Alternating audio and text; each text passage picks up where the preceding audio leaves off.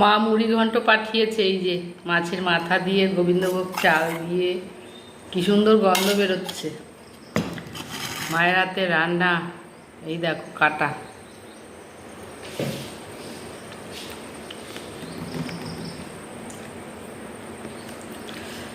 মাছের মাথা দিয়ে মুড়ি ঘন্ট করেছে, তাই এখন মুড়ি ঘন্ট দিয়েই ভাত খাওয়া হয়ে যাবে আমার আজকে সব।